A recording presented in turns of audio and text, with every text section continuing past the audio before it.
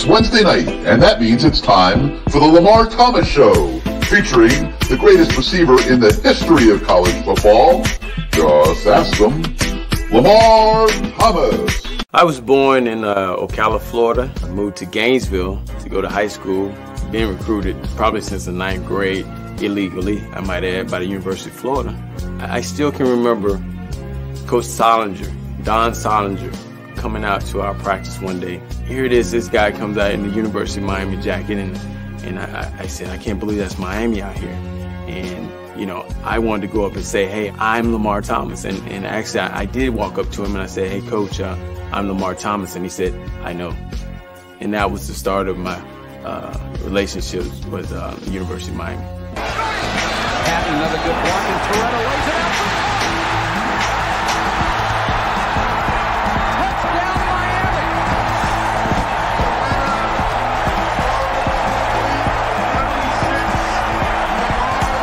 You come down here, you'll be on TV every weekend, dominating.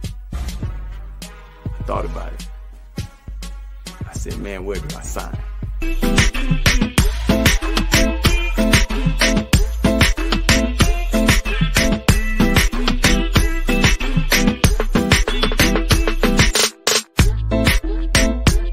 My mom, on Saturday mornings, I would wake up and she'd be holding my hand. I thought she was the weirdest lady in the world. But she was holding my hands and she would be rubbing them and saying, one day these hands are gonna make you a lot of money. She was smart.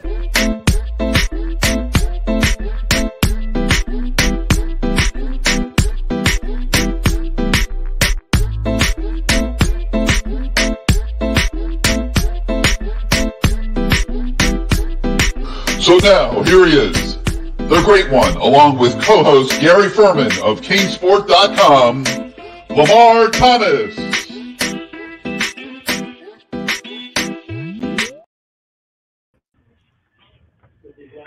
What's going on, LT? You see the smile on my face, man? Do you see it, Gary? Do you see it? I can see it. Oh, man, we won a game. We won a good game. Oh, I'm so excited. I'm so excited. Well, let's start out by welcoming everybody to this week's Lamar Thomas Show presented by CaneSport. And you can see Lamar is sitting in CaneSport, where they have the largest selection of Miami Hurricanes merchandise that you could find anywhere. So if you're going to the game tomorrow night against Bethune-Cookman, make CaneSport your first stop on the way down University Drive. They're at 2655 South University Drive in Davie, about 15 minutes from the Rock, and you can go get yourself some new shirts and hats and stuff to wear to the game. And if you don't feel like going all out for your tailgate, you even could pick up a La Spada sub next door while you're at it. And without question, the best sub shop in South Florida. So make sure you check out CaneSport, and we'll be showing you some of the stuff and talking about CaneSport all night long. But LT, we would be remiss if we didn't start this evening with a celebratory moment. The Miami Hurricanes showed up on Saturday, a 15-point victory over Texas A&M that really could have been much worse. Yeah. And, you know, they made a loud proclamation to the college football world. Not that the U is back. It is way too early for that. But that the U is going to have to be respected this year. I like that. I like the way you put that. You know, I hated looking at Twitter and people saying they're back. Back to what? You got to win a ring like this to get back somewhere. But I'm just happy that we were able to make a great showing on national TV in front of a national audience, because let's be honest, people tune in to see what Miami is about. They tune in to see Miami fail, or they tune in to see if what our swag is about. So the fact that we were able to play a great game on national TV in front of millions and win against I think, a good quality team in Texas A&M, it goes a long way. And to walk out of that stadium with that great feeling that I hadn't felt like that. Obviously, I wasn't there for the Notre Dame game because I was coaching at the University of Kentucky, but that's what I kind of would imagine it feeling like, because even though the stands were not packed, which that will get better because we're winning now. They will come. They not all. I won't say it'll be packed tomorrow night, but the next couple games it will get packed. And guess what? It will be a great environment. An environment that we haven't seen there at the University of Miami in that stadium in a long time. Yeah, I mean, already there's just so much for us to talk about. You could start with the fact that there were only 49,000 people there for the Texas A&M game. That was a disappointment. But it was a loud 49,000. Ask Texas A&M about that. yeah, there's no doubt about it. It was a loud 49. But I think it was an initial statement of, hey, we are not happy in terms of the entire South Florida sports community. We are not happy with what we have seen lately. Show us, show us something, and then we will come back. And, Miami football stepped up to the plate. They rose to the occasion in that regard. Now you got tomorrow night. You got all this. You got all this euphoria, and you've got Bethune-Cookman on the schedule. And I don't know about you, Lamar. I've about had it with these games that are going to be 70-3 in college football. The conferences are getting bigger. Let's go to 9, 10 conference games, even 11 if you want, and play meaningful football games against meaningful opponents. Enough of these pay games in college football. I understand it supports a lot of the colleges that don't have big budgets, but maybe we could find a different way to do that than making their kids come down to a place like Hard Rock on a Thursday night in the middle of the week and get themselves beat by 60 points, which is what we'll probably have.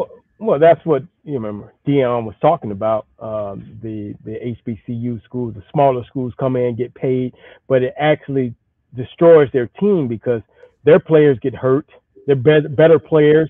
I mean, obviously they want to play against the better schools, but you leave that thing with money in your pocket, but your season's pretty much in shambles because you lost some of your key players going up against bigger teams. So and you're demoralized. And you're demoralized. I mean, embarrassed in front of your families. But on top of that, let's go on the flip end of it. For some of those freshmen and sophomores and juniors that are behind the starters and the second team and third team guys, they get an opportunity to play in front of college football, and walk-ons. They get an opportunity to play college football. So it has its positives and negatives. So I could see, hey, the game might be 50 to whatever, but some of those guys get to play that probably wouldn't have gotten to play. But you have all this euphoria. And now, like you said, the crowd's not going to be huge tomorrow night at Hard Rock. No. I mean, if we had 49 for Texas A&M, what are we going to have for this? 35 maybe? I mean, realistically, on a Thursday night. Hopefully the Bethune brings their band. So I'm hoping that happens. So we'll have some entertainment. But count them. Count them. That puts us about 28. A couple hundred. Yeah. But it's going to be interesting. What I want to see out of this game is just to continue to ride the wave, be consistent on offense and defense. I thought we did a good job of it. Obviously on special teams, we want to shore up some things because remember we were down because of 2 special team blunders in the beginning. We were down and we had to fight our way out of the hole, which actually special teams bailed us out with the return. So I would like to see consistency, but at the same time, man, what a game, what an atmosphere. And I just, I hate having to go on the Bethune-Cookman because I want to talk so much about this Texas A&M game because it was such a, I was happily surprised. I guess that's the best way to put it. So let's do it, man. Let's unpack this thing. I guess you got to start with the quarterback, Tyler Van Dyke, and he's back. I mean, he's back to what he was or better a couple of years ago, and very accurate, very consistent. I mean, he had 374 yards officially in the game. Could have even been way more. I mean, Miami only ran, I think, 54 plays on offense. The amazing thing to me when you look at the stats was Texas A&M ran 28 more plays in the game. 28 more plays, Lamar, but Miami still won the yardage battle. And that tells you about the big plays. I mean, you couldn't be happier by what you saw from Tyler Van Dyke. Well, the fact that we didn't have all those. You remember last year, and I hate to go back to last year, but you have to because it was a million miles from that because he threw some bad interceptions last year.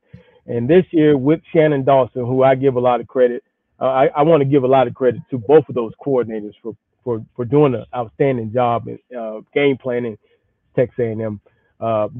It's almost like, remember what we talked about 2 years ago? We felt like Van Dyke was in that offense with that coordinator. Last year, he wasn't in that offense with that coordinator. You understand what I'm saying? I think that this year's coordinator with Van Dyke, right now, they're on the same page. And he's calling plays to let the kid feel comfortable. Last year, he wasn't comfortable. And also, the offensive line is playing better. So you got a couple things that are going in his way for him to be successful. You got a better offensive line play. You got better play calling to suit this style of offense. I was pleasantly surprised with our offensive play. I love the fact that our receivers were making plays. Cool, big shout out to KB and what he's done with those guys. I sent him a text about the big guy. I was a little upset with the big guy for the first game for tapping his helmet coming out in the red zone. Hey man, you're the guy. Number 4, you're the guy. Okay, you don't come out for anybody. He's got to start. He's got to learn to think like that. Yeah, and so last game I saw him. A guy was coming in. He said, nah, I'm staying in. And I was like, that's what I'm talking about. Restrepo, making plays, all those guys just making plays. I mean, it felt great to watch a guy catch a 5-yard out and turn it into 25, 30 yards. That's what Hurricane football used to look like. And I was, again, pleasantly surprised. So the special teams implode. They're down 10-0. Puts a little bit of pressure on the offense, Lamar. An offense that had never done it together with a coordinator who had never done it with this group of personnel in a game on this type of stage. I mean, realistically, Miami, Texas A&M drawing the second largest audience in college football last week is probably a little bit bigger than anything Shannon Dawson had experienced in the earlier part of his career. I hope I'm being fair there. I'm certainly not looking to show any disrespect. I am a huge Shannon Dawson fan. But he's under the gun, Lamar. I mean, they're down 10-0. They have got to have this game. There is no scenario by which Miami can lose that Texas A&M game last week. That was the Super Bowl. I don't care that it was non-conference. When you're coming off 5-7, when you're going into year 2 of Mario, when you're making the commitment that this university is making to this program now, you have got to step up to the plate and perform, and they did. But they were under the gun down 10-0.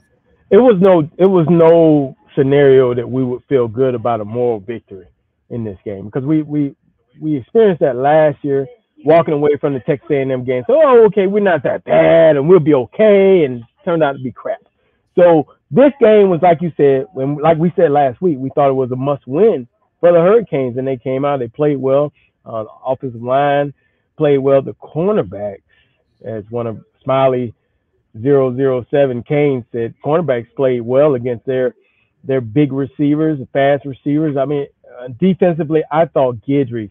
I'm not trying to change subject, but I thought he had a great game plan. He did some things to Petrino in his offense as far as he was moving, he was shifting the D-line. There were a lot of keys for Bobby Petrino in his offense, and he took them away. He moved them around. He made Bobby, and Bobby's not a hurry-up guy. He's not going to get up there and just call a play. He's going to look over it first and see what you're going to do and then counter it. And what Guidry was able to do, he moved that he gave him a 3 technique here over the guard, and then he moved to over the center. And your run blocking is messed up. Your pass blocking is messed up. I mean, it was a great game plan. And the defense played well, the offense played well, obviously special teams, those blunders in the beginning, but we were able to make up for it later on in the game with the kick return. So now, overall, Mario. We'll talk more about the offense for sure and the receivers but you bringing this up, I might as well go right to it right now. I mean, you coached alongside Bobby Petrino at Louisville. Mm-hmm. You know him well. You understand his offense, how he coaches. What was that experience like for him on Saturday night? Well, I know before the game he was excited. You know, here it is, and we talked about it last week. He had some great athletes out there. They thought they had a great game plan, but you know, here it is. He knows what he wants to do, and Lance, you know, gave him one thing, and it was almost like he gave him the stanky leg on one leg and then took it back. I mean, it was a beautiful game plan on defense of what he was able to do to Coach Petrino in that offense, where it made them. I mean, my opinion, I thought they were going to be able to move the ball up and down the football field, but Miami gave them problems. They gave them a lot of problems. Yeah.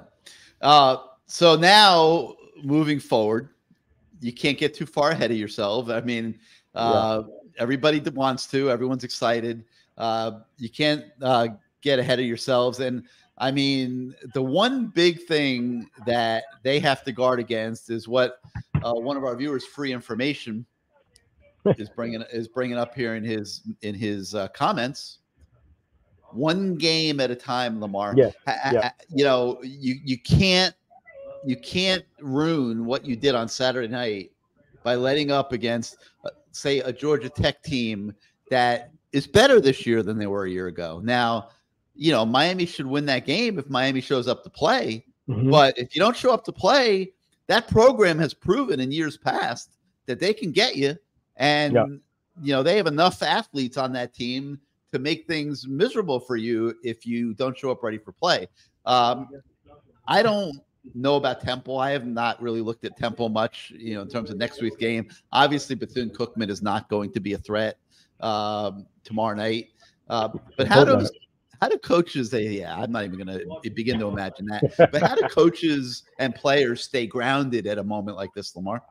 You know, it's one of those things where, you know, you're looking at the schedule. You're making sure you have, for let's say a Bethune-Cookman, you have a game plan that's doable, and because you know you're going to be able to play a lot of players, so you make a game plan that's doable to the majority of the guys over there, whether it's on offense or defense. You keep it simple, and you try not to give away too many things, because remember you have other games coming up, but you're promising those guys that don't hardly get to play, here's your opportunity. You're going to get a chance to play. And you're telling those guys that are starters, hey, you go in, do your job, do it to the best of your abilities, keep the momentum going, then let those other guys play. And that's how you kind of look at it. And, you know, the whole week you're telling those guys that, hey, you know, if you're playing a Murray State, for example, at Louisville, we're playing Murray State. I'm telling those guys that are third and fourth guy, hey, you're going to get a lot of playing time this week. Okay, Devontae Parker is not going to play that much. He's going to catch 1 or 2 touchdowns. He's going to get out. Okay, so it's your job to prepare yourself. I'm going to be talking to you a lot more this week, because you're the one that's going to be playing 80% of the time if we take care of our business. So they're pushing those guys also to take care of their business because they want to play. Yeah, no doubt. Well, the Canes fan is euphoric, as you would expect, and perfect moment to bring in our voice of the fan, Bruce Warner. I mean, speak for the masses, Bruce. I mean, everyone's pretty fired up. Well, it's funny what you just said. You said one game at a time, and then you blew past Bethune and you blew past Temple. You were getting us ready for Georgia Tech. I personally have not looked much at Temple, so I don't know how good they are. Well, didn't they lose to Rutgers? They're not good. They're not good. I'll look it up. But anyway, LT, I think this game was a bigger win than the Notre Dame game, because we kicked Notre Dame's ass right from the get-go. This game showed us we needed to see physicality. We saw it. We saw them under adversity. They came back. You know, they were challenged. They came back. Then they put them away. So to me, this was the biggest victory in years because Notre Dame game was a slaughter. They were never even in the game. What do you think about that? This was so important for us. Yeah, just like you said. I mean, the fact that they showed. I mean, they were down. I mean, we were in the box, and you could just hear people say, "Oh, here we go! Right, here we oh go. My God, here we go!"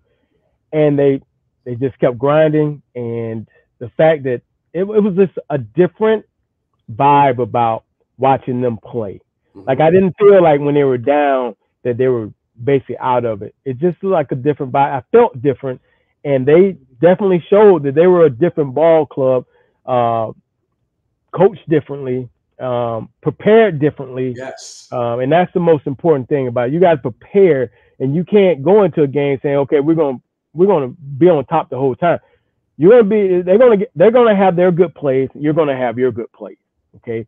Difference is when do you make those plays and how do you make those plays and do they count the most? And we made plays after the turnovers that, I mean, just made for those 49,000 that were there. Oh my God. And you know what? You missed it. Look, in retrospect, we won the game. We know that. But at the time, I was nervous. But you know what? It could be a blessing in disguise. Look what they showed. They showed absolute moxie that, you know what? We're not going to give up. And for those during the offseason, because I know Gary preached it all the time, and I was definitely in agreement, that said that Tyler Van Dyke is not that good, you're nuts. He's the only quarterback on this team that could do something like that. And anybody that says somebody else should have been the starter is dead wrong. This guy, he better not get hurt. He is spectacular. Well, that offensive line was whoa. Yeah, I was just about to say that. Thank the offensive line for that because I thought they played a pretty damn good game against a pretty big athletic D line in Texas A&M, and that's what had me worried the most. I thought that because of the SEC, those big athletic, big uglies as we call them in the SEC, I thought they were going to. But again, Mariball, he talked about how excited he was about this group that he had, and it was on full display of what they were able to do. I mean, I was impressed. Right. But now they really didn't run the ball that well because they were stacking the box, which is what they should do. They should dare him to go over the top. And guess what? He did. And guess what? Isaiah Horton was with that little stop and go. Wow. And I mean, that was picture perfect. The whole thing he was on target almost every throw. He had a couple of drops. You know, the one that hit Kobe Young right in the belly, and he dropped it on a third down. But you can't say anything negative about this team, not after the way they played. Now we have to worry about the injuries. I don't know any of the updates. I mean, I've talked to some people, but still, we can't lose any more D linemen. For sure, we can't. Well, Branson Dean looked like if he had to go back in the game, he could. He was on the bike on the sideline. Messidor. We don't know how many weeks he didn't break anything, did he? He didn't break anything. He may have a high ankle sprain or something like that. Don't think so. But Mario has put a serious this time gag order on everybody about those injuries. And somebody asked him about that. I mean, it's been pretty well mandated that nobody in that building is to speak about injuries. But you know, you're talking about the offensive line, and somebody sent me a clip that showed the offensive line on a quick screen, the Restrepo, that all 5 offensive linemen were 20, 30 yards downfield blocking on that play. I saw that. And it showed their athleticism and that they were down there. Well, to the point you were making, Lamar, the other thing I noticed is so was Texas A&M's defensive line was 30 yards downfield too. Like they were a real deal group. I mean, an athletic, all of them were 5 stars. So don't anybody try to diminish what happened out there on Saturday at all. Like, you know, that was a decent Texas A&M team that it's going to be fun to see where they go this season with their own schedule because they do have weapons and they do have some players. And they do have pressure on them.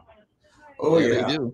And Jimbo made some ridiculous statements after the game. He said something like, "We watered down the field to slow down our speed. What are we, slow? We're just as fast, if not faster than them." I didn't see anybody get their hands on Brashard Smith.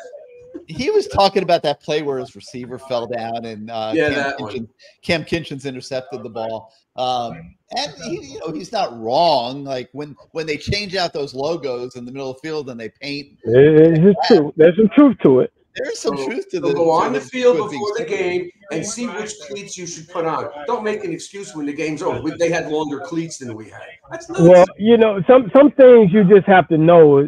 Back in the day when I was playing with the Dolphins and we played at Joe Robbie and they had that clay on there, I would run my route all the way to the grass, to the edge of the grass, and I would tell Danny, I'm gonna take it a little deeper because I would take it to the edge of the grass. Now the DB's in the clay. So he's gonna slip. It's just knowing what's going on out there. So, but I heard that. I heard him say that. I also heard him talk about the clap. Yes. It's part of the game, man. If they're gonna go to the clap offense, I mean, you take that chance. I mean, that's legal. I mean, there's nothing illegal about doing this. Well, if he was trying to get everybody's attention, if he was trying to get someone's attention. He was a good job of acting, did a great job, and it screwed them up. I mean, but you think about they were doing some stuff. We were able to do a bunch of stuff, I think, just to confuse them, and especially on that defensive side. I really enjoyed watching us play defense. I thought we had them because they got some weapons over there. They truly have some weapons. Some big old receivers, some fast receivers, pretty decent running back who got rocked.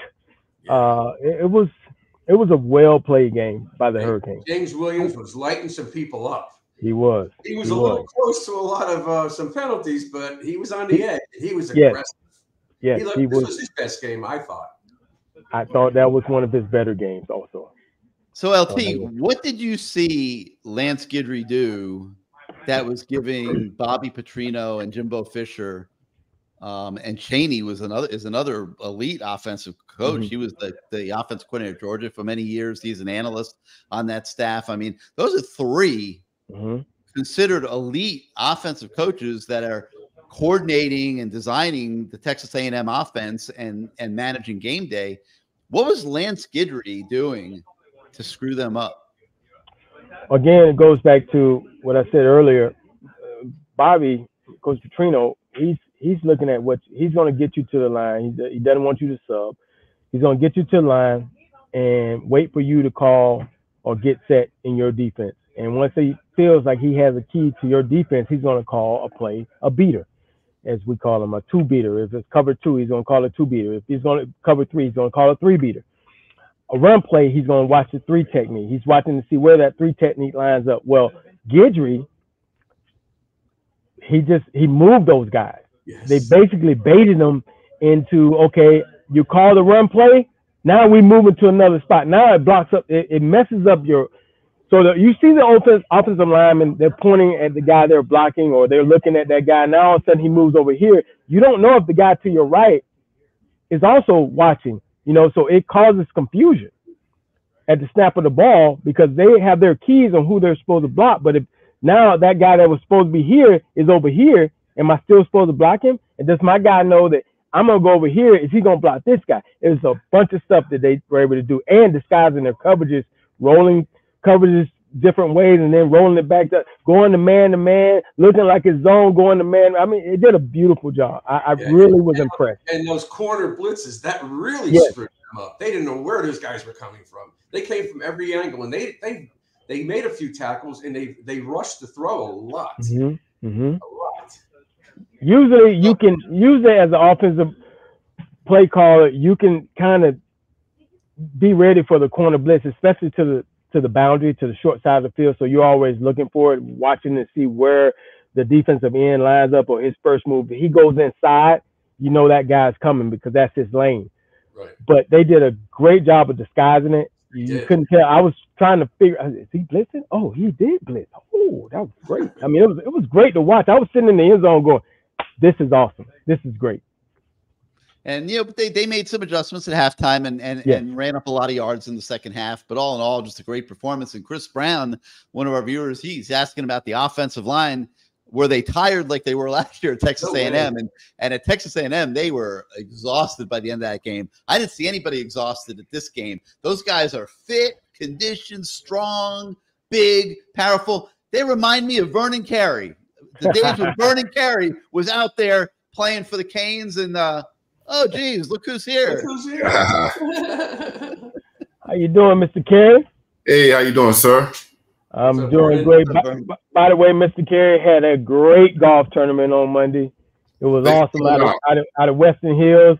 I think it was probably my best. I think the best I've played in a while. I wish I'd have been able to finish. I had to leave a couple holes because I had to do daddy daycare things. But, man, I played so good. So the people, they're probably saying to you, man, that Lamar Thomas, he should be he's Tiger Woods' nephew or something. But thank you for inviting me, man. You had a chance to watch that game, man. What did you think? Man, I was very impressed with the offensive line. The offensive line is holding their own. Yeah. The last time the offensive line played like that, we were competing for championships. And, you know, that's what I was telling Brett the other day when I saw him at the golf tournament in Vince Wilfork. I was like, when the O-line was protecting like that and that quarterback was just having lunch and having breakfast and all type of meals, we just had all day to sit in the pocket and get the ball off. So, you know, that's a pat on the back for the offensive line. And, you know, that was against a high-ranked team, you know. So it means a lot. A high-ranked defensive front, too. Yes. They did a great job. Great job. Actually, I think our defensive line were being held a lot, but I didn't see too many flags going up. Oh, they were, man. Those SEC officials were bad. Were like, they didn't even like try to hide the fact that they were trying to influence the game. I mean, I thought I was watching a version of the WWE the way they were having choke holds and sleeper holds and all this stuff. I'm just so happy for the O-line to be doing good. That's all, man. Hey, Vernon, let me ask you this. So Mawanoa, our right tackle, number 61, the true freshman, he had a couple of holds. Yes. What did you notice? If you noticed what he was doing, was he laid out of the stance? What happened? Probably just getting out the stance a step too late. But you know that's just rookie mistakes. But that he'll get past that. You get past that. Vernon, let me ask you this, because you know, I always ask the guys that come on the show, not trying to change the subject, but why did you come to the University of Miami, man? It's very fascinating to hear the stories of why guys came to the University of Miami.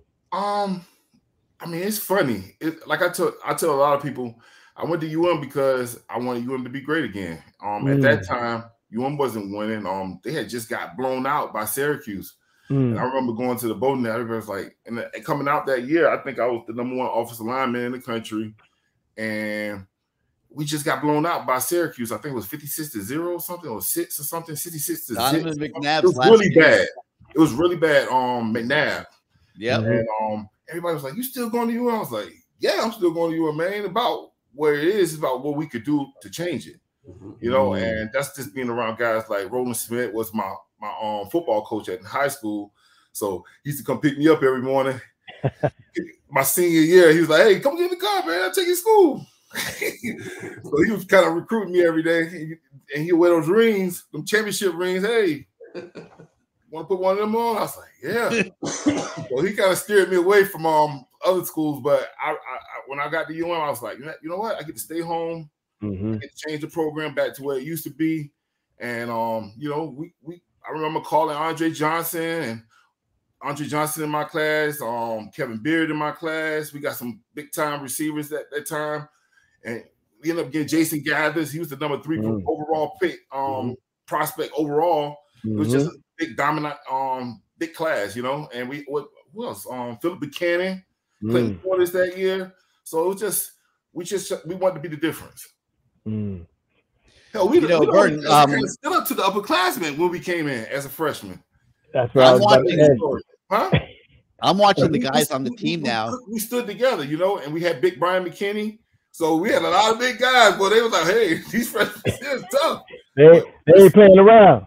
Yeah. I remember one time, Nate Webster tried to cut my eyebrows. I said, "Hey, I'm from the same place you from. Don't try me like that." We man here. Well, it's funny because after the game the other night, we're seeing guys like James Williams, Xavier Restrepo on social media recruiting some of the elite players from South Florida to come join them. Jeremiah Smith, the great receiver at Chaminade, comes to mind. And they're taking ownership of the program again, the way you guys did, Vern, and they are recruiting the next generation of kids, helping the coaches, saying, "Hey, why are you going to Ohio State? Did you see our passing game against Texas A&M?" Yes, and it kind of just like feeds on itself. Yeah, it feeds on itself, especially when the program start going in the right direction, winning those big games like the other day against Texas A&M on national TV. So and then they get to send those what they call that junk mail to the kids' house and let them know, hey, we just want a big game. Don't you want to be part of the next one? So, that's just our marketing tool. So we need to use it, and hopefully we keep winning. You talk about now. They got junk mail. They got email. They got Twitter. They don't do emails no more. Mail. I mean, IG, DMs, slide into their DMs. I guess. You talk about that class that you came in with, you said you stood up to the upperclassmen.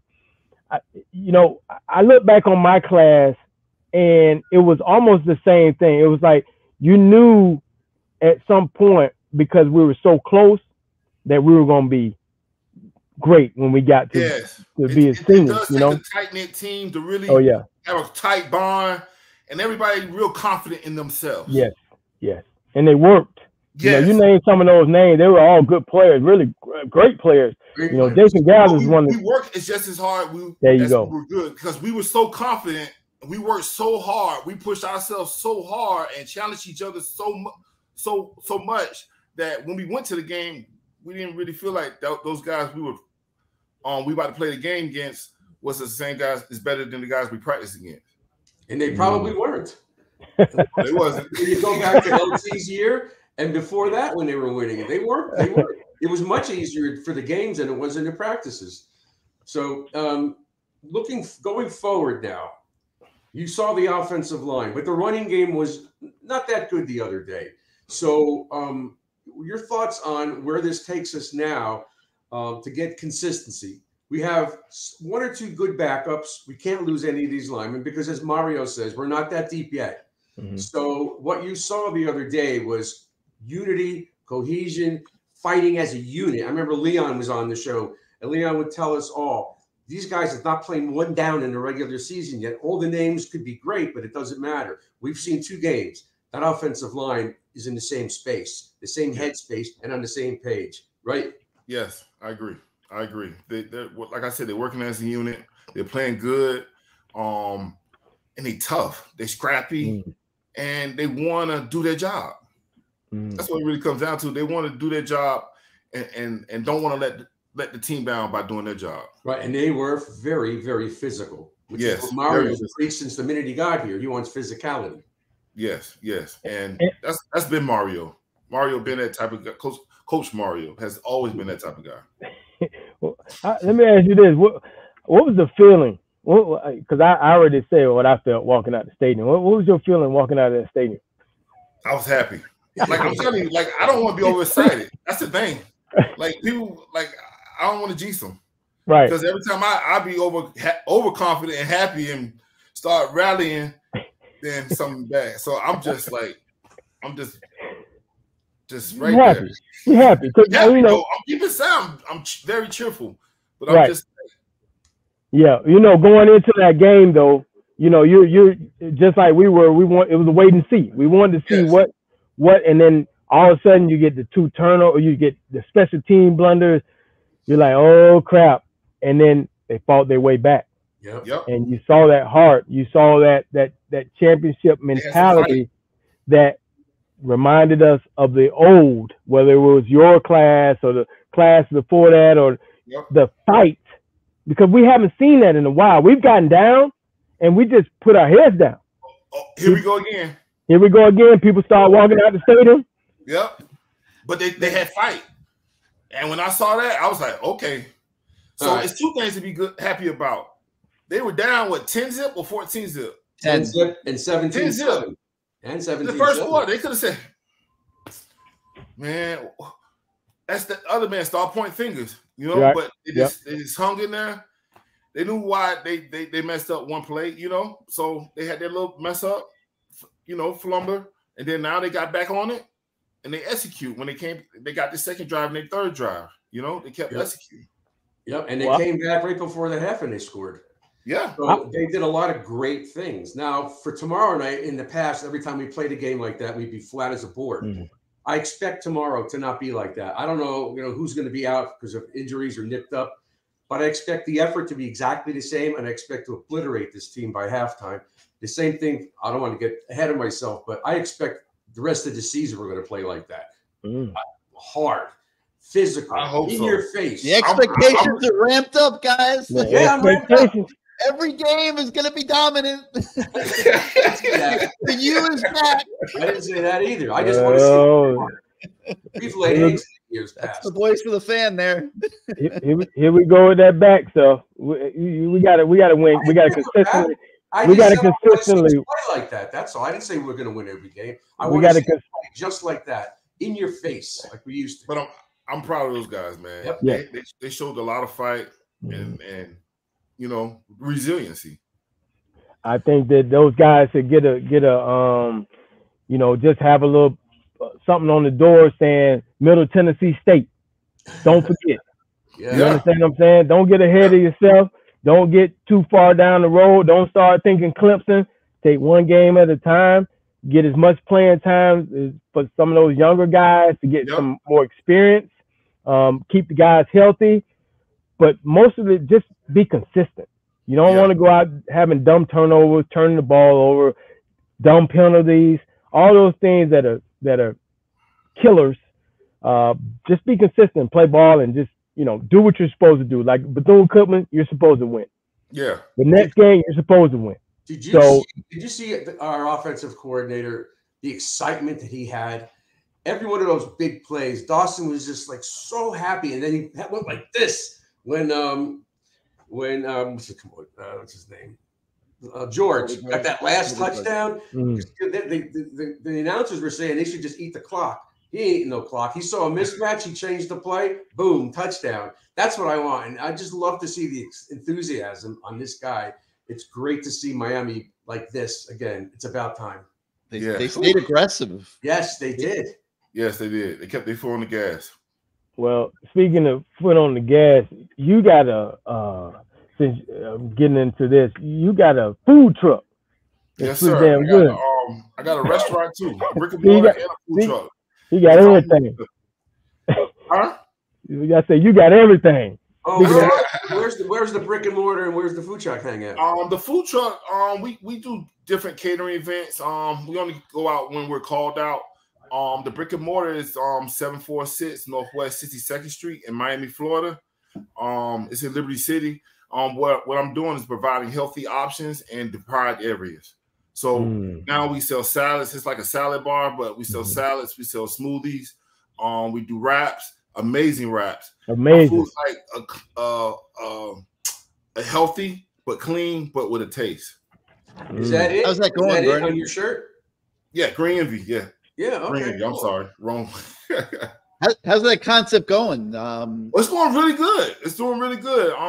We do a lot of partnerships with a lot of people, a lot of schools and parks and stuff like that. We got after school programs. So, just try to provide healthy options and introduce a lot of kids to salads and smoothies, because when I was growing up, we didn't have those type of options. So now I'm trying to stay in that line and keep helping my people. And hopefully you probably would have been a running back if they had salads back when you were coming up. Well, Vernon, man, we appreciate you coming on, man. Again, thank you for inviting me to that golf tournament. What a wonderful day. All right, man. We'll get you back out there next year, man. May. We're getting out of that summer, man. It's too hot in the summer, man. I'm moving into May next year. It's going to be the 15th year. It's going to be a special one.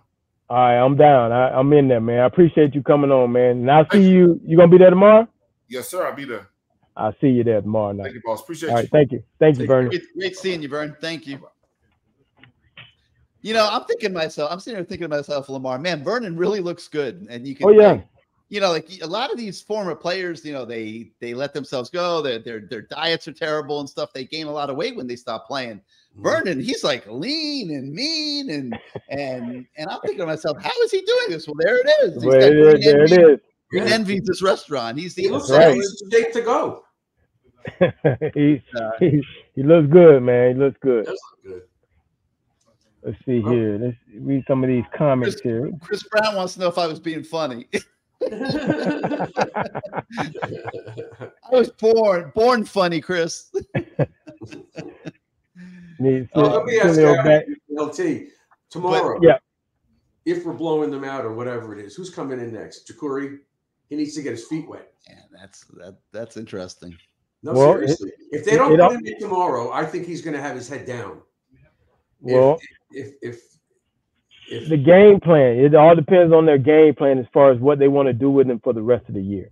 You know, if you want to redshirt him, then you figure it out. If you don't want to redshirt him, then you probably play him more. I mean, it just all depends on what they want, what they're really thinking about, how far they want Carey to. Cracking up. Somebody must have written something. I'm laughing. EJ Holden says I'm funny looking. That's my prime for sure. No, LT, seriously, you know what? We can't assume. I don't want to assume. I think it's a mistake that Van Dyke's not going to get hurt. You have to prepare for the worst. Well, so somebody's got to be ready. Now, if it's Williams, it's Williams. But I think they both have to get their feet wet a little more before they get to that fourth game that they're allowed to play without losing a shirt. But they have to always consider that something could happen. Yeah. They had that last year, and it could be a fluky thing. Look at his finger; he hit his finger. But that's what these games are for. Right, I know that, and that's what I'm saying. Who do you think is coming in if they're blowing them out? He's not playing the whole game if it's a slot. They're going to try to play both. For sure. I think they're going to play both. Yeah. No doubt about it. They got to play both. And then whatever your plan is, you put it in effect. I mean, but you got to play both because you definitely don't want your starter in there too long. Right. I mean, he should be able to consistently move the ball, do what he does, keep it simple. Don't show too much or you can show some things that you're probably not going to run again, and have another team have to practice that, spend time practicing it. So there's different ways to go about games like this. Yeah, and I think Ja'Cory has an opportunity to quiet everybody because still everybody's on their mind what he did in the spring game. So he's got to show something better than that. Otherwise, he's probably not going to get in, and they'll let the other kid play a lot, and they may have to burn his shirt. It just depends on how we do. But I think Ja'Cory has a chance tomorrow to at least show that was a fluke. He's got to be a little more. I don't think they bury any shirts. I think they redshirt both of these guys if Tyler if they can, Gary. You have to put that if Tyler stays healthy. I mean, there's no reason they can't. Right. You got 4 games for each guy to play. If you're talking about late in the fourth quarter going in just to take a knee or hand the ball off or whatever, either one of those guys could go in. You could put them in 4 games each, or you could just leave Tyler in the game. So I think you could let them both play against Bethune if things go the way they should go. And that could be 1 game for each of them. It would be Emery's second. But if Emery is the true number 2, which I believe he is, you need him to get reps because for the reason you say, Bruce. So, well, if they're winning big, I would keep Brown in there and not give a second game to Emery Williams because he probably would get in the Temple game. Yeah, but what if you're in Chapel Hill in a few weeks? I want him to play 2 times in the first 3 games. Then there's 9 games left. He could only play in 2. I don't want that. I'd let Ja'Cory finish the game tomorrow for beating them. Let him get the reps. Lamar, you're a coach. Solve this. This is a tough one to reconcile. Hey, I'm not a quarterback coach. I'm the receiver coach. That's a tough one right there. Now I've dealt with having to figure out whether we were going to play a receiver or 2, but nothing along the quarterback line. That's entirely different. That's big bucks. That's big bucks decisions right there. Well, you can give an opinion. It's your show. It is my show, but man, I'm gonna stay away from that one because I just know both of them should play because I want to see the improvement. I want to see some improvement. I want to see consistency. I want to see, like you said about the spring game, I want to see how far you've come. I want to see what this other young man, I saw him in the game earlier this year, and he was able to do some good things. I like what I saw, but I want to see it again. So, I agree, but I wouldn't do it tomorrow. That's just my opinion. I would do it next week. I don't know now. We're not going to lose tomorrow night, Lamar, so we might as well let the other kid play. Listen, I think whoever my number 2 quarterback is, and we do not know that. We don't know. Quite frankly, whoever my number 2 quarterback is, I want to see him throw for 200 yards tomorrow night. That'd be nice. 2 or 3 touchdowns, and just go out there and execute the offense. Because if I have to put that guy in any game coming up, I want to know that he's at least been on the field. All right, and I'm just thinking if we're blowing them out, and then let's say they bring in Jacory, and then it's like 56-7. You're going to really bring Williams in, let him fling it all over the field? I don't think so. At that point. Right, that's what I'm saying. I think that could very well be. You don't want to have 2 of these guys in a blowout. Let the one kid play. I like what Christopher Wright said about them still competing. I think they're still competing for that spot. You know, yeah, they are. Of course they are. But I agree with Gary. I think Williams is the backup if push came to shove. Especially right now, if he gets hurt tomorrow, God forbid, I think they'd have to bring in Williams because he's played. I don't think it has anything to do with playing against Miami of Ohio. I just think whoever won the job in spring and fall should be the number 2 quarterback. Right. But they haven't told anybody anything. But I have a feeling it's. They don't have to. They don't. No, of course they don't have to. They don't even tell you who's hurt or how hurt they are. They don't do that. They don't do it. You got to figure it out. I do want to see him, the TBD in there, and again, just be consistent. Right. I think the game plan should be our athletes, our guys are better than your guys. So let those guys do it. You try to get the ball out of his hands as quick as possible. Try to not let him get too many hits. Run the ball. You should be able to run the ball because you're going to be bigger. Yes. You know, so you should be able to run the ball, get back to running the ball. That takes a lot of hits away from the quarterback. Then you go to the next quarterback and so on and so on. I think we should see at least 2 100-yard rushers. That's what I'm thinking. At least 2. Well, could be. It could be. I was very impressed by Allen, even though he had only a few carries. These guys are fighting for every yard. Parrish was incredible. You know, last year he did the same thing, but he had nowhere to go. There were no holes. That play that they had the 2 backs at the same time, and then it was Chaney and then him, and he got the handoff and turned the left corner on 1st and 10 near the end of the game. That's picture perfect. That was so beautiful. And they're fighting for every inch, and Restrepo fighting for every inch. You know, I sent Restrepo a message just saying how proud I was. I talked to the kid a couple of times. We text back and forth, and you know, he wanted to be a leader, and we talked about leadership and what it takes, you know, and he definitely has those qualities. I just said, hey, it's going to become, if you continue to do what you're supposed to do, it's going to become contagious. All those guys will start working harder, working extra, making plays, running down the field to get in great shape. All that will become contagious, but you have to continue to show those guys because you have that mentality that you want to be great. So if you have it, at him on the field, it's just obvious. He's just so confident. And the announcers were talking about yards after the catch, which I know LT, all of them, Young, Restrepo, Colby George, not Horton because he caught the pass and kept on going, but you know, those guys were just making catches. They weren't just falling on the ground. They were going down the field. Listen to these numbers, LT. All right, on the receivers. Restrepo. Okay.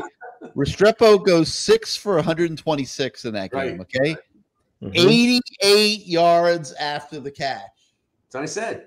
I mean, I don't even know if Lamar Thomas did that on a regular basis. No, it wasn't much of that. Colby Young, 6 catches, 75 yards, 52 yards after the catch. Jacoby George, 5 catches, 94 yards, 70 after the catch. Yeah, to my point. This isn't last year. No way. Those are amazing numbers, though, Lamar. We're still playing really without a tight end who can catch the ball. Yes, and that's what I've seen on the comments a couple people have said about the tight end play. You know, obviously, you know, we're missing my man from last year, but somebody's going to have to step up because we're going to need tight ends at some point to be able to make some plays. Well, they need Arroyo because he could spread the field and stretch it too. As a tight end, he can get down the field. Yes, we're going to need that. I mean, but I don't know coming back. So far, we've seen everything except that position, but I'm happy with what I've seen. And hey, sometimes you might have to just take the tight ends out and go 4 wide. How about that? That's okay. When Arroyo gets back, I think we're going to see plenty of balls going to the tight ends. I think right now the receivers were so hot in that game the other day. There was no reason to even worry about who was getting burned. I mean, they were just really in a great rhythm. Lamar. Just to jump back to the running backs for a minute, somebody says to me, these guys are only getting 9-10 carries a piece. Parrish got 10. Jay Allen got 5. Don Chaney got 3. Mark Fletcher got 4 before he got hurt. Are they going to be able to stay happy sharing the load the way they are? And I thought that was an interesting question because I don't see that changing. I mean, these are all guys that can contribute, and it looks like they're committed to playing them all about evenly. And I think it would have turned out that way had Fletcher not gotten hurt. Does winning kind of put all those type of feelings on the back burner? Yeah, I think winning definitely covers up a lot of that. But I think right now, as you look at those guys, they're just hungry. They're just waiting their shot. They're just, if you're saying I'm only going to get the ball 9 times, I'm going to make the best of those 9 times. And the other guy's like, okay, if I'm only going to get the ball 8 times, I'm going to make the best of those 8 times. It kind of reminds me of, I'm not saying they're great already or not saying the greatness, but it reminds me of when they had all that backfield with Portis and James and all those guys that, you just, once one guy goes out, another guy's come in, and you're like, damn, he's just as good as the other guy. Dang, he's just, and they're pretty much different too, in a way. So that's a good thing because you can't really sit there and go, okay, well, Fletcher comes in, he's a power back. Well, okay, you think it's power, he's going to run by you. Parrish comes in, you think, oh, well, he's just a speed guy, and he will run you over. So there's different guys in a way. They all bring something different to the table, but they're all pretty good. And that gives you that good stable of backs. And what, as we talked about before, I told Mario a long time ago, you're not going to be able to compete until you build depth. And when you build depth, then you'll be able to talk championship games, whether it's conference championships or national championships. But that's what made us so good, because the guy behind you was just as good and the guy behind him was just as good. So you had to come every day and compete and get better in practice. And that's what it's about. And I think that these guys also know, as opposed to when you're playing with one guy who gets 24 carries and you may get 3, all of them know, all know they're going to get between 6 and 10 or 12 carries. They know they're not going to sit there for too long. They are getting in the game. And that's part of the difference. They're all on the same page because they all want to win badly. So, and that's part of the culture that we're talking about. These kids know they're getting in the game. And there's another guy out there as the voice of the fan that we all want to see him. I don't know if we're going to see him this year. And that's Trevante Citizen. He was supposed to be the best of them all, and we haven't seen him yet. I don't think you'll see him this year. I think they'll let him continue to heal. Right. It's not necessary. Not necessary for him to play. They got plenty of guys, they have plenty of guys at running back. But, Tim Harris is doing a really good job of managing the load on those guys. Like, if you want to keep somebody from getting upset, let them all play about the same. And if they each have 10 carries, it eliminates room for dissension or, hurt feelings or whatever. And they're all playing well, so they deserve to play. Now, receivers, Lamar, I don't see the same thing. I see a lot of guys standing on the sidelines at the receiver position. Now, those starting 3 are playing great football. Correct. But we're not seeing Brashard Smith on offense. We're not seeing Ray Joseph on offense. Well, we're not seeing Frank Ladson on offense. We're not seeing much Michael Redding on offense. We saw Josh Horton, I think, for 1 or 2 plays the other day. One of which was a touchdown. I mean, how crazy is that, LT? I mean, he goes out on the field for 1 play and gets thrown the ball for a touchdown. They must have seen in practice that he runs that route really well, and they put him in there to run that route. I mean, it had to be. But sometimes that happens. I'm seeing a lot of guys at receiver standing on the side. Watch that play on the replay and watch TVD look to his right and then look to his left and find Horton. He did not give that play away. That was really good quarterbacking by him. When you watched it 2 or 3 times from the angle from the defensive back towards Anthony, you could see him looking the other way, and he just turns and just fired a perfect pass into this kid's hands. So that was just a beautiful, well-designed play. Back to what you were saying, Gary. I mean, there's a lot of depth. There's some good depth now. You know, Lasson had his opportunities last year. You know, but this is a different offense. I think that all those guys are just waiting for their chance. Just like you put him guy in for one play, he makes a play. You know, I think that with this new offense, it's not like last year's offense. You know, I think last year's offense was very Big Ten-ish. I guess that's the best way to put it. You know, I walk in the meeting room and I'm watching Michigan football. I'm like, what a difference in the red zone, huh? What's he? Did he end up at Maryland? Was it Maryland that he ended up? I have no idea, but you know, I didn't want to say anything, but I'm like, we're watching Maryland and we're watching Michigan football at Miami because we were watching the cut-ups. And I was like, man, you better have a great offensive line to do the stuff that they were doing. And obviously, we didn't play the best that we should have played on the offensive line either last year. So I think this is more of the what Mario was looking for and wanted as far as a coordinator. Mm-hmm. And I think it's so far there's thumbs up. Yep. In my opinion. So I'm sitting here checking. He's at Maryland this year. Maryland. He put up 38 and 38 back-to-back weeks. Hey man, who they play? Towson State and Charlotte. Okay, all right, that's about right. I mean, you're supposed to put up at least 38. I mean, I'm not talking bad about the guy. You know, I mean, I thought Rhett Lashley was better. And he's a head coach, and I think this guy's better too. So, my God, man, when you watch what they were doing on Saturday offensively, and you think back to last year, it's wow, oh my God. Let's talk about the play where they sent the guy in motion, and he stopped before he got to the tackle and went back the opposite direction. I mean, I don't think we would have saw that last year. I'm just saying. The imagination was not there in that offense, and you know, kudos to Shannon Dawson for you know, he said that I guess Mariball or somebody saw it. Mariball suggested it. I think they ran it with Oregon, and the Kansas City Chiefs ran a variation of it in the Super Bowl last year. Yes.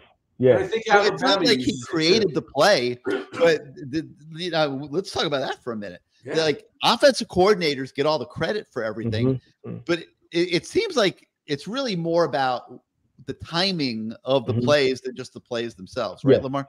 Yes, it's definitely the timing. I mean, they probably sat there in that box the whole time watching when they sent a motion, watched them rock and roll the coverages, you know, rock it down or rock, you know, and they probably said, okay, let's see what they do in the red zone, send a motion play. I mean, a lot of times you're setting up plays for later.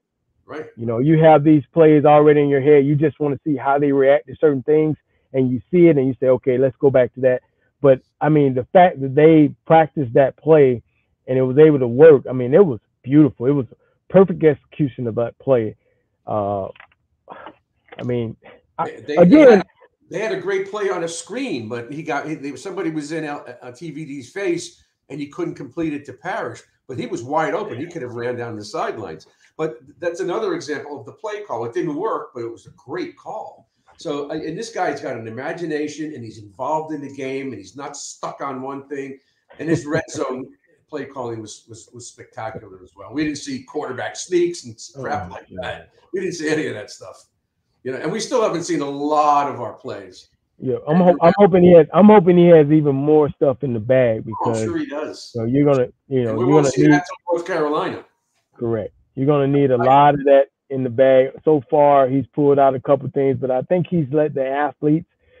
He said, okay, I think we have good athletes or better athletes than you, so we're going to put them in space and let them do their thing. Again, saving the quarterback, throwing a lot of quick screens in the beginning, that first game, coming back, throwing some quick screens, and then going downfield later on. I think it was great. And you know, I see where JD says he wants to run trick plays against Florida State. Hey, when you start running trick plays, that means you're desperate. Yeah, you're I don't want to see no trick plays in Florida State. I just want a straight up ass whooping. That's what I want. I want to give it to him. Yep, just run it right at Jared Verse. Right down his throat. Right down his throat. There you go. Hey, let's see what they do next week against Clemson on the road. Even though Clemson's not that great, let's see what happens. Lamar, find out. Did you get a chance to spend some time with the 1983 team last weekend at their reunion? Yeah, I saw some of them old guys. So my wife, when I walked to the stadium, I'm like, look at this old freaking 83 guy. Look at these old guys.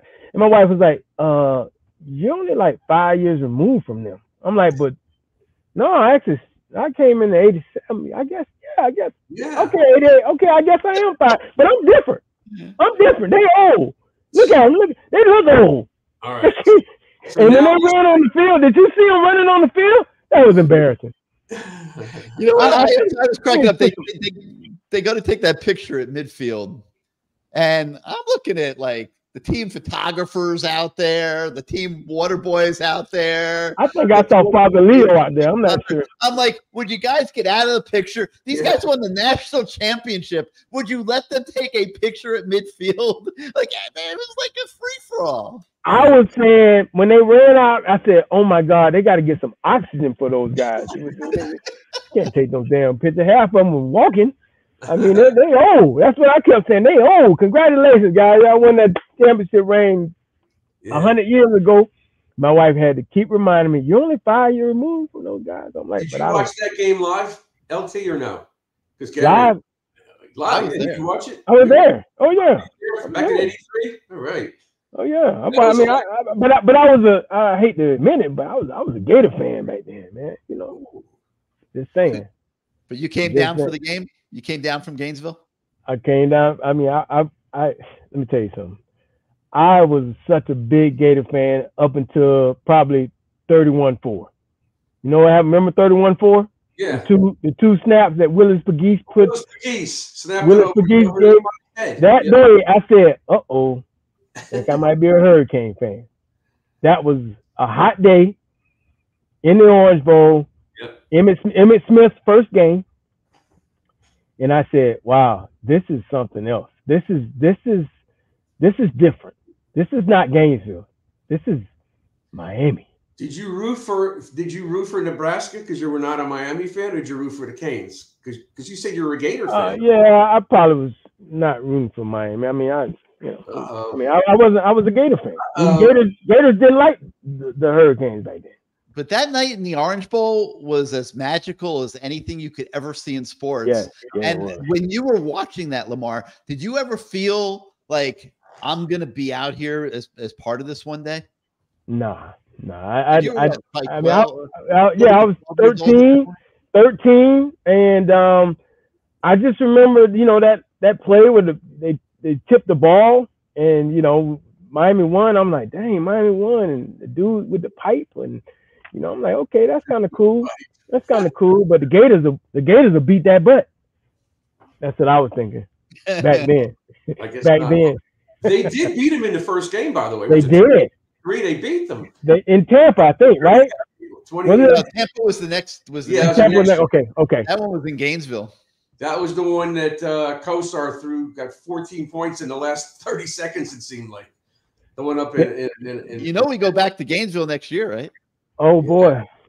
That's always fun. That was the last time. Well, I think number 36 took an interception back for a touchdown.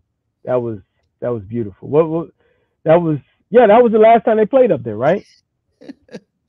I think. No, they played up there when Tim Tebow was there. Yeah, but it was what's his name? Number 36. The safety. For us. No, not Benny. No, Benny. It was the last time we played. It was number 30. I can't think of his name because I always call him 36. A little short safety. He took an interception back almost 98 yards. The last time we played up there, the Gators. Sykes? Yes, Murray Sykes. Yes, Sykes. That was a great play. Yeah, everybody's Murray Sykes. That had to be the most fitting play to me because I'm like, I never got a chance to play against the Gators, but number 36 basically iced the game. I was excited about it.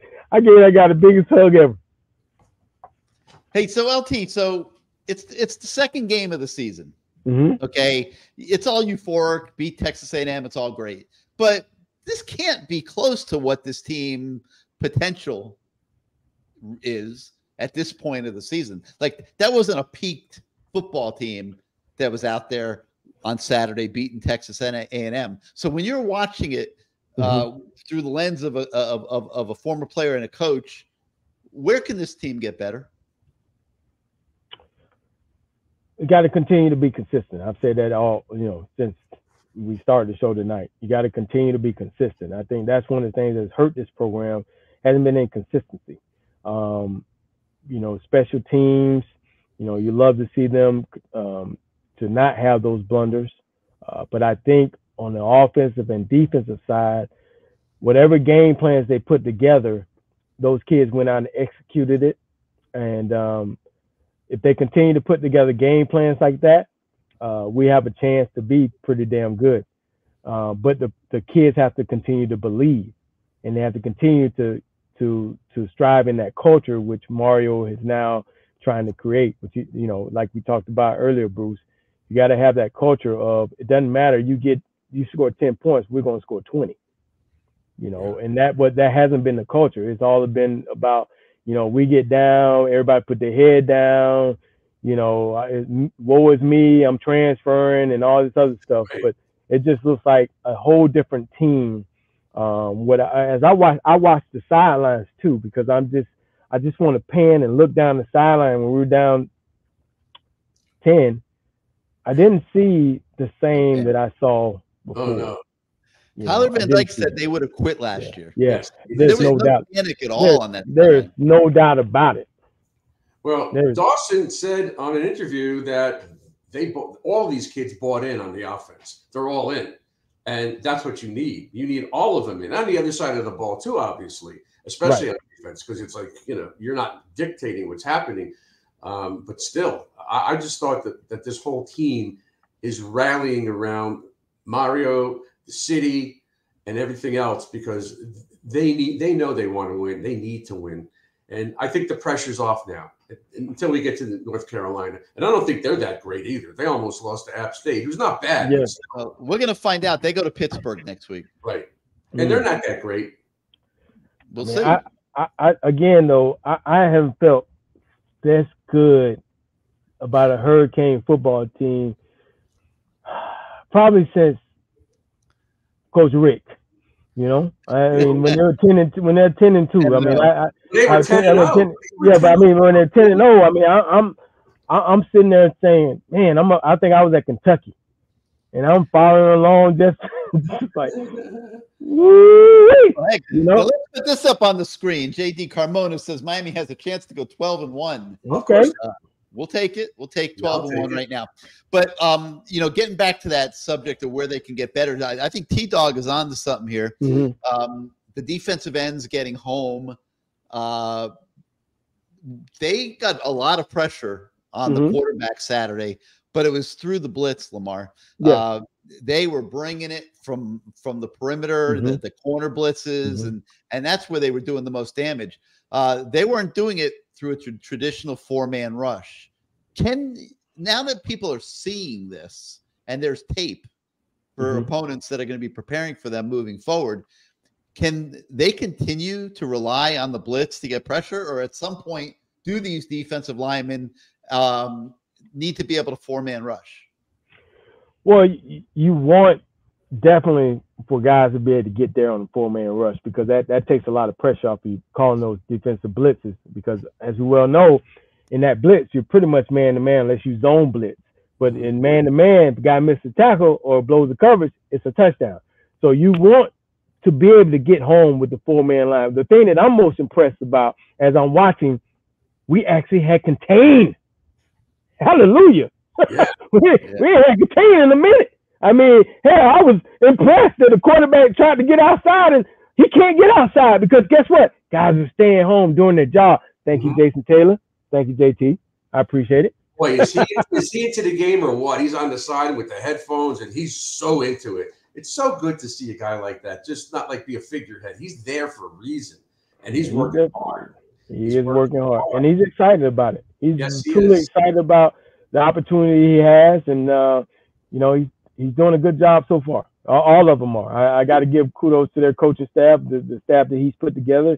It seems like they're on the same page. It seems like they actually enjoy coaching together, and that's important. Yeah, I worry about the D-line still. I still didn't see much from Taylor, and everybody keeps thinking I'm putting him down all the time. He was involved in one play. Well, he had a tackle. I think he only had one tackle in the game. Well, you remember. I don't know if he's double teamed, but if he is, that should make our ends get up the field a lot faster. Well, remember, you got to also give the other team credit too. Now, they had a pretty decent offensive line, big boys up there. They had a massive offensive line. The announcers kept on saying they were actually man for man bigger than the NFL offensive line. So you have to. That is true. I get that. Now the rest of the teams won't be stacked on the offensive line like that. So that'll help. But they didn't give up. They never quit. No, as long as they were doing their job. Yes, they were. I mean, it had some blow-ups. The touchdown that the kid went through like a hot knife through butter. He had like a 12-yard run. That happens. That's a play of the past. That reminded me of the past, where he went in untouched. Let's see. Chris Brown says we're at the tippity top and only halfway there, just getting started, which is kind of like I was talking about. When you're in the second game of the season, you should have a lot of getting better left to do. And, you think back to that 2017 season when we were talking about that team, it hit a wall at a certain point late in the year, but as the year went on, it got progressively better and to the point where they could go to Florida State and Coach Richt could have Malik Razier, hit Darrell Langham on the sideline, one of the most beautiful plays you'll ever see, and pull out a game like that. So this team should be the same. Like they should progressively get better. Well, you would hope and you want that because obviously as the schedule goes, it gets a little tougher. It's not, the great thing about it, you have a I wouldn't even say semi. I think that was a good test. That was a really good test. I'm thinking that team is going to be better than decent, Texas A&M, with that coaching staff and those players. They should be an 8 to 9, maybe 9 game, 9, maybe 10 win season. And then, we play Clemson at some point. We play Florida State at some point. I mean, these are teams that I don't know if Clemson is the same Clemson, but I know Florida State is not the same Florida State. So, you gotta get better and get ready for those games down the way. And again, you got to be consistent the whole year, and that's what it's about. I'm disappointed in one of the guys who I thought was starting corner the entire offseason, Devontae Brown, and he got beat twice.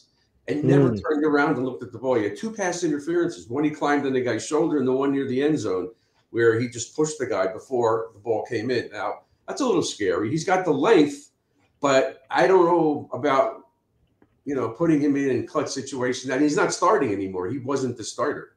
Right. Well, those are things that are definitely going to be worked out in practice. Better.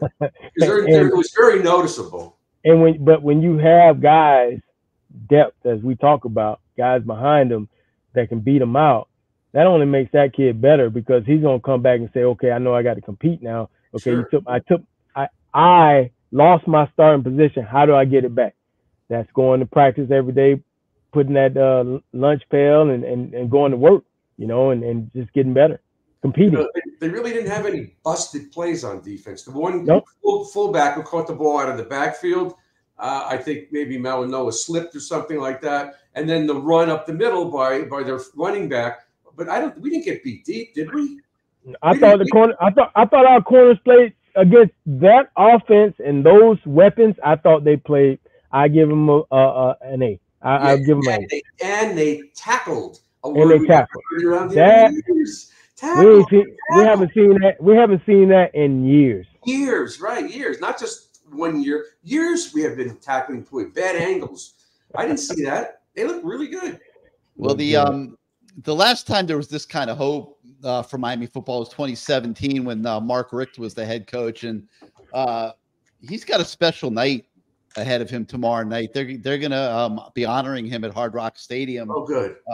He is an electee for the College Football Hall of Fame, and tomorrow night Mark's going to be at the game and be announced to the crowd and have his moment, and that's going to be a fantastic thing to see. He's coming on the show, and I see him in the lobby, but I don't see a camera, so I'm going to take a shot here. He's in the stream. He really helped turn this thing around because he went in there and said, "I want this and I want that," and it started. And of course, I believe he's with us audio only. Coach Richt, are you there? Can you hear me? Yes. Yes, sir. Yeah, I don't have the video, but I do have the audio. I'm in a parking deck, so hopefully I don't lose you. If I do, I'll ride out and get on some good air.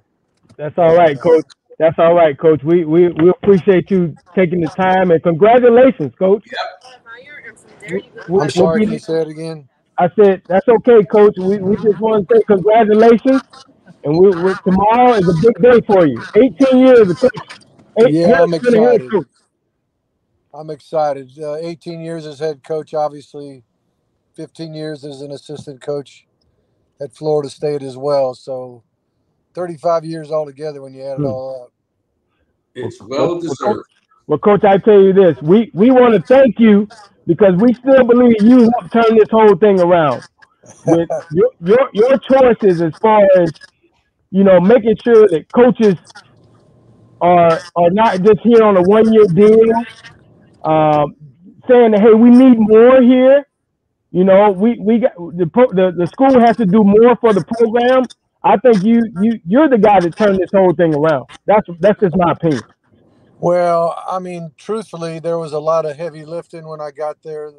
It's a lot of things. I think we all know that Miami was so great for so long without doing anything to enhance coaches' salaries or facilities or, even take care of the players on the cost of attendance back in that day.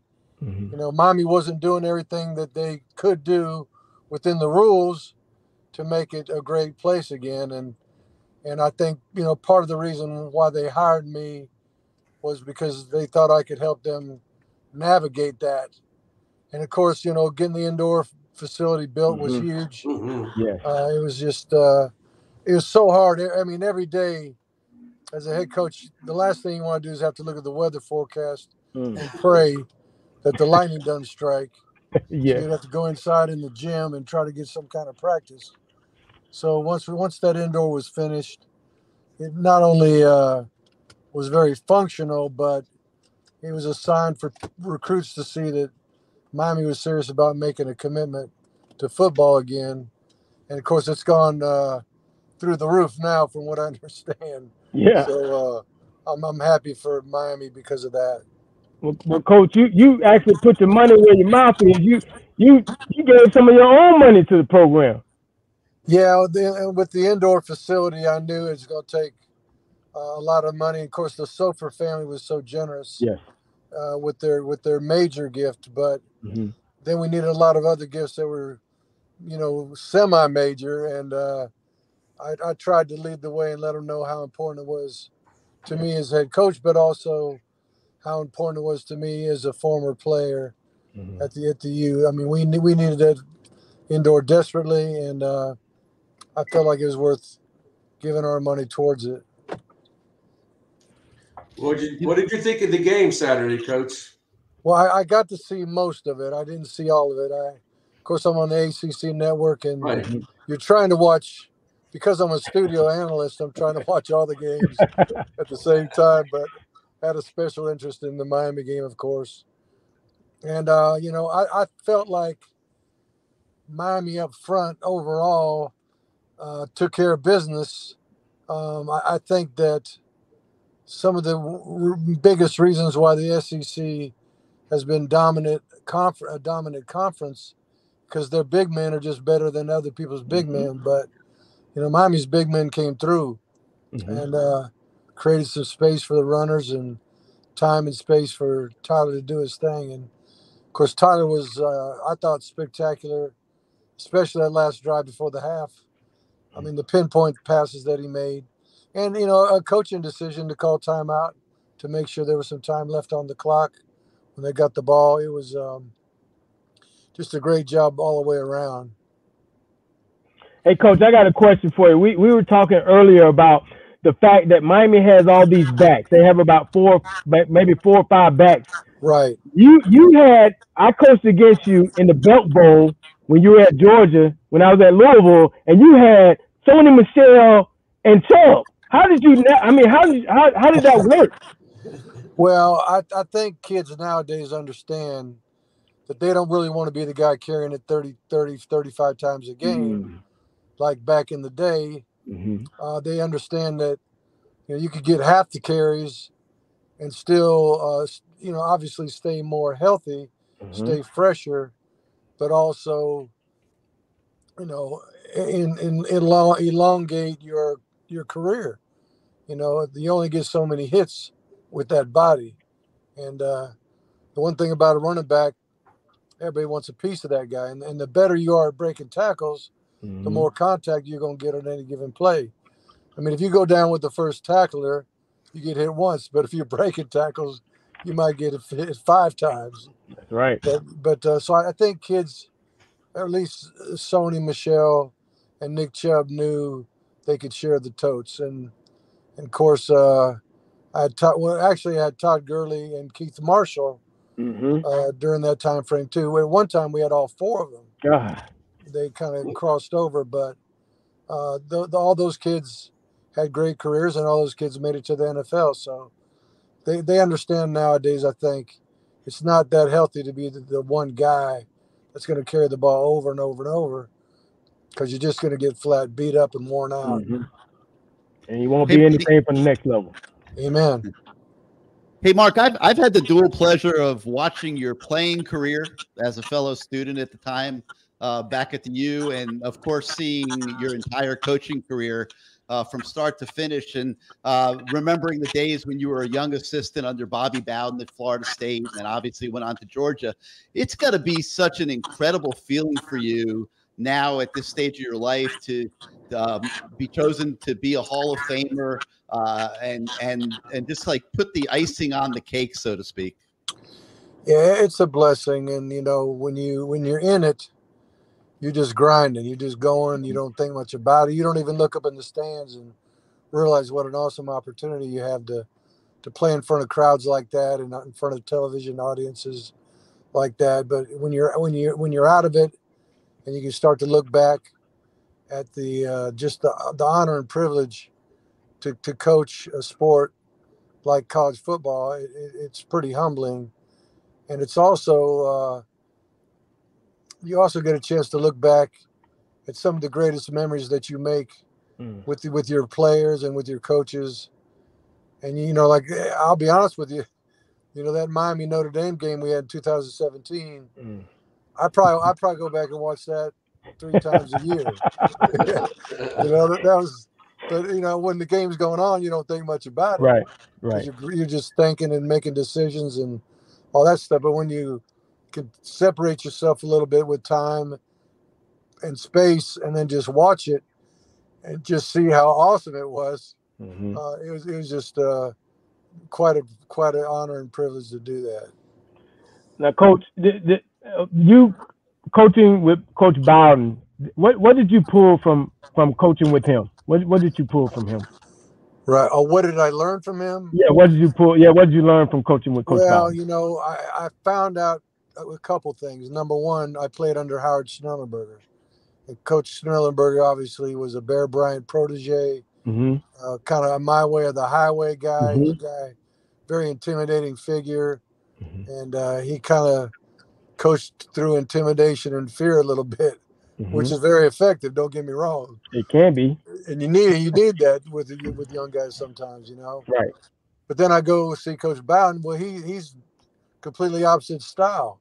You know, he's coaching through love and compassion, and you know, he's the kind of guy that everybody wanted him to win as much as they wanted themselves to win. Mm-hmm. And so when I first got there, I'm thinking, well, there ain't no way we could be successful this way. But sure enough, you know, win a couple national championships and play for about 3 or 4 other ones. You realize, you know what?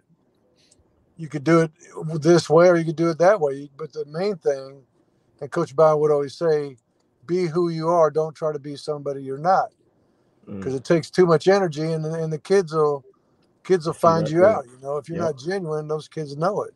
Yep. And if you're an excitable guy, be excited. If you're a calm guy, be calm. You know, if you motivate this way, you know, do it that way. Don't try to be somebody you're not. And that's one of the biggest things I learned from Coach Bowden, besides him leading me to Christ in 1986. That was pretty big too. Wow. And then you go to Georgia, and what were you? A combination, or were you more like? Well, the thing of it was, of course, I was 15 years at Florida State till the 2000 season. 2001 was my first year at Georgia. And so a lot of guys, by the time they become head coach, they may have been to 5, 6, 7 different colleges. And so they got to sit there and go, well, I'll take a little bit of this place, a little bit of that place. You know, I like that. I didn't like this. You know, so they're trying to pick and choose what philosophy they like the best. Well, for me, I was really at one place. And that's Florida State under Coach Bowden for those 15 years. So when I started out, that's really what I knew and what I believed in, what I had seen be successful before. And Coach Bowden's personality was more, or my personality was more like Coach Bowden's than it was Coach Schnellenberger's.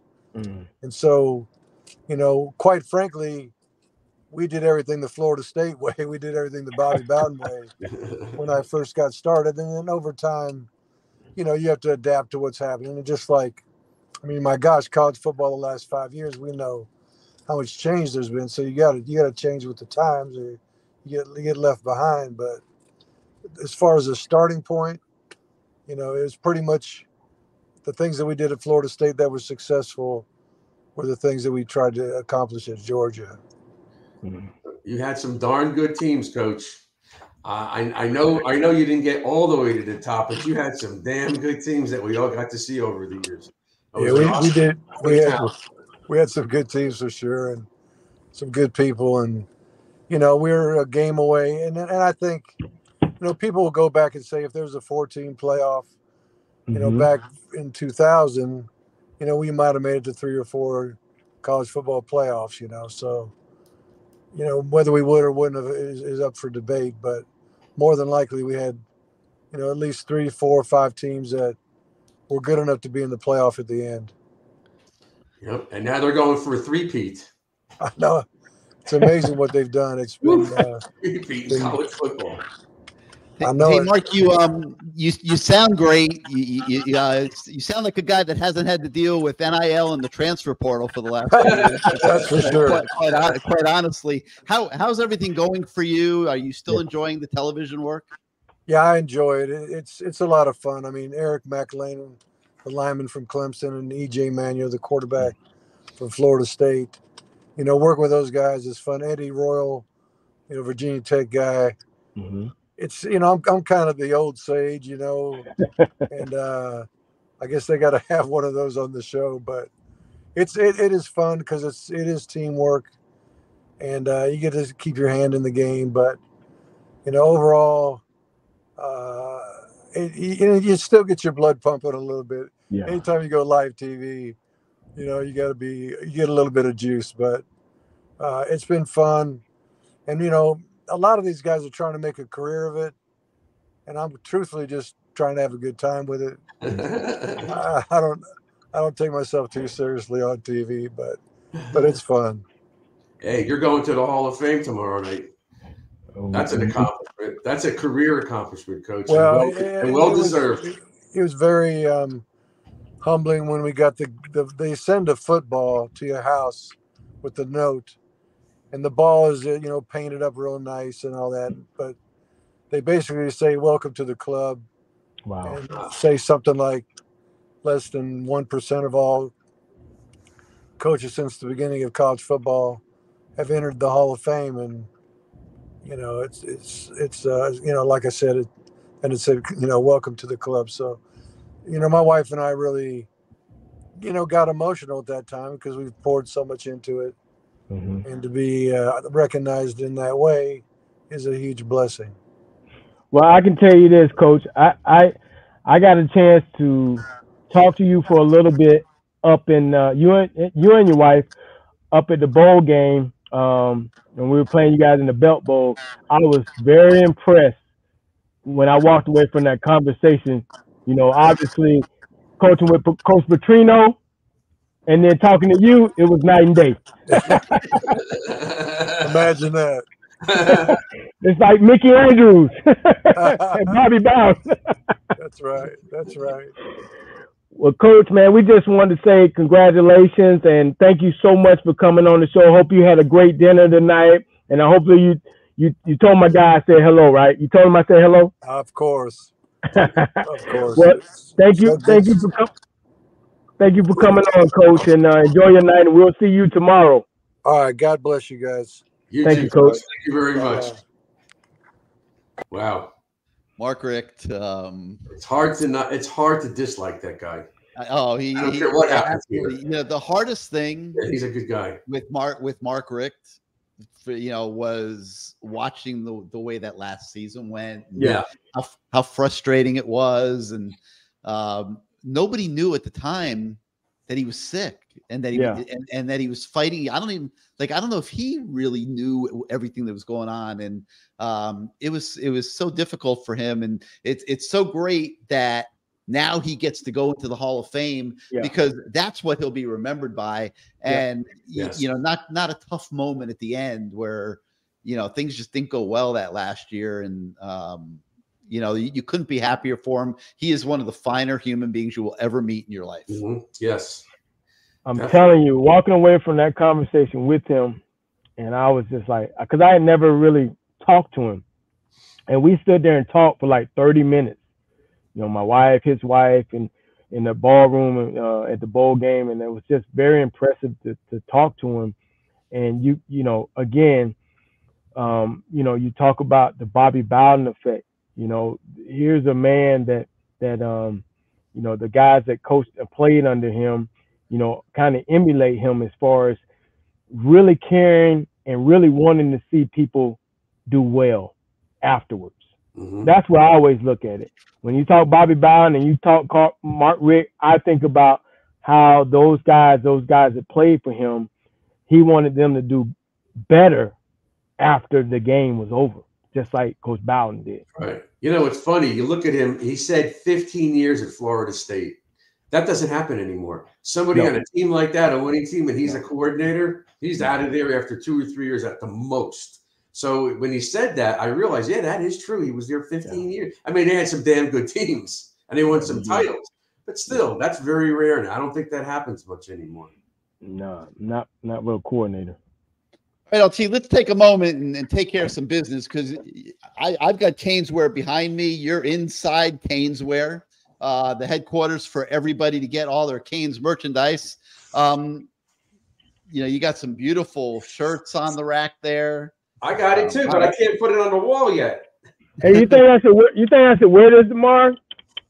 I don't know. 100%. You might get one. What do you think? You think I should wear this tomorrow? I don't know. I like this. I gotta find the shirt I had on. If you're gonna do a read game, I gotta find that shirt that I had on. While you find that shirt, I'm gonna show everybody the new CaneSport commercial. Yeah. They got a new one. Oh. Welcome to CaneSport. New store, new items, same great experience. Family owned and operated since 2010, CaneSport has the latest merchandise from the Miami Hurricanes, Miami Dolphins, Florida Panthers, Inter Miami CF, and more. Come visit us at our store in Davie on University Drive, just south of 595, or online at caneswear.com. CaneSport, the spot Miami fans shop. Oh, man. Okay, so this shirt right here, I wore this to the game. People were asking where did I get it from.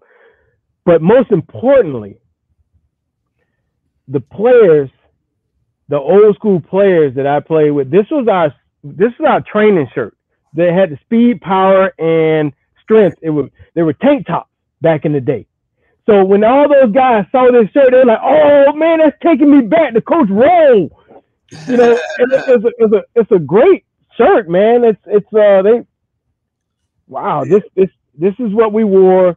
It was a tank top back in the day to work out. There's speed, power, and strength. So come on in here, and you want an old school Cane to stop you in the street, wear this shirt. Because he's going to say something like, "Oh, we used to wear that back in the day." Here's the we had the black tank top. Oh, wow, those are nice. It was one picture that was made kind of famous with Sapp and all those guys on the practice field. They had these shirts on. So they have them in here along with the rest of the stuff, with all the messy stuff and the Dolphin stuff and the who else? The Heat stuff. I mean, they got it all in here. Am I missing somebody? The Panthers made it to the final. The Panthers. Oh, I mean. Can't forget the Panthers. You understand but they have the largest selection of Miami Hurricanes gear anywhere. Really the biggest Cane store that's ever been created. T-shirts, jerseys, polos, hoodies, hats, flags, decals, magnets for men, women, kids. They even got stuff at CaneSport for your pets. Like you can outfit your dogs and stuff. Socks. You got all kind of stuff in here, man. I can imagine some people in the Lamar Thomas household might like those socks. Hockey pucks. Oh wow, look at that. Hockey pucks. Stanley Cup final. Stanley Cup finals. If you're looking to tailgate, get some ponchos. Hopefully you will not need the rain poncho that Lamar just held up. But you can get your tents and chairs at CaneSport as well. What is that? Oh, Orange wow. Bowl. That's an Orange Bowl replica. There it is right there. The old lady herself. There she is. That is very cool. That's cool. But anyways, so the store is at 2655 South University Drive. It's right down the plaza from their old store that used to be there. If you're not in South Florida, you could go obviously 24 hours a day to caneswear.com. The greatest selection of Canes merchandise available anywhere today, without a doubt, maybe anywhere in history. So 2655 South University Drive, caneswear.com. Make sure you give them a look, a visit. Tell them Lamar sent you. And, right. Hey, I told the people next door that they should advertise on the show. I got a sub from you. At La Spada? Yeah. Was it good? I've been going there for, I talked to them. You talked to him? I talked to him. I ate there and I talked to him. I got here early tonight. Next time I get here early, I'm going over to have a couple words with him. I need to be eating during the show. The show ain't good unless I'm eating. Yeah. You know what I mean? Your mother will be mad at you if you do that anyway. Oh, my yeah. dad. Now eating those chicken wings. Chicken wings. So for the next few minutes, let's stir it up here. Okay. I'm gonna put my troublemaker hat on and I'm gonna stir it up. Yeah, that's usually my job. And I'm gonna throw this up on the screen from the mob, Anthony Manzano, the head of the mob. Okay. He says that Gary, Lamar, and Bruce, do we find it hilarious that Jimbo, of all people, was complaining that the referees were missing calls? Lamar, I'm going to be blunt, okay? It's your show. You're going to have to comment. I'm going to be blunt. Okay. Like, they didn't even hide it, man. It's like it wasn't even under disguise. I was like, oh my God. These SEC refs have come down here and they are blatantly trying to influence this football game. LT, we should be beyond that silliness in college football at this point in time. These interconference games do not determine a whole heck of a lot. You still have your conference schedules ahead to determine your fate for bowl games or getting into consideration for the playoff or those kind of things. Like Lamar, like some of those calls the other night were like unbelievable, and the timing of them or lack of a call. And on the flip side, the lack of a call. Yes. What were you thinking watching that as a guy that's played and coached? You know, when I found out it was SEC refs, I just, you know, I coached in the SEC, so I kind of know what's going on. Everything gets. I mean, it is what it is, man. Kentucky ain't beating Georgia. If it comes down to Georgia not being able to make a national championship, it ain't happening. You know, that's just too. If they were in a tight squeeze or somehow they get lucky and they score in the last minute of the game and they win. Nah. But you know what? Despite the fact that that's what he's claiming, Miami put up 48 points. It did. Can you imagine? If they would have called some of those plays, they would have been 60 points. So just think, you know, if Miami, now we don't know, but maybe it woke Miami up to be down. But just think, without those points in the beginning, it could have been a blowout. Right. It could have been a blowout. Right. Could have been a blowout. Miami we outscored them 41-16. 41-16, we outscored them in the last 3 quarters of the game. That's not a close game. I didn't think we were going to put up 41, but it could have been worse. 48, but it was 17. 48. It could have been worse. Could have been worse. Could have been worse. I even thought on the one pass that Restrepo got in the first quarter where he had the first down and hit him high, I thought he got interfered with from behind. They didn't call it. I'm surprised our fans didn't start chanting SEC, because that usually goes on when the SEC team comes in and a non-SEC team beats them. The crowd starts chanting SEC, but our crowd, they're not into all that. Yeah, I don't know if everybody realized those were SEC refs. I really don't, because they would have been chanting a lot of things had they realized what was going on out there. But, you know, I give the Canes a lot of credit. They didn't flinch. Nope. You know, Mario yelled a little bit at those guys, but as he should have been. But nobody flinched. All right, fine. You're giving us a 10-yard penalty, 15-yard. Okay, no problem. Let's go.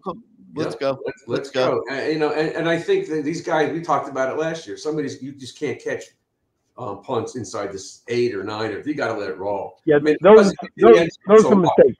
What? Those are mistakes. Those are definitely mistakes. You can't correct that, though. Yeah, you can correct that. I watched the punter. The punter took too many steps. He got a little too cute. Yeah. I don't think he even realized the pressure was coming. Right. He was actually dancing. The guy ran right through the wall. He came right through the middle of 2 guys that were in the blocking wall. I got to fix that. I know they're fixing that today. I was in the end zone behind that, so I could see all that happening. I said, "What the hell did I just see?" Yeah.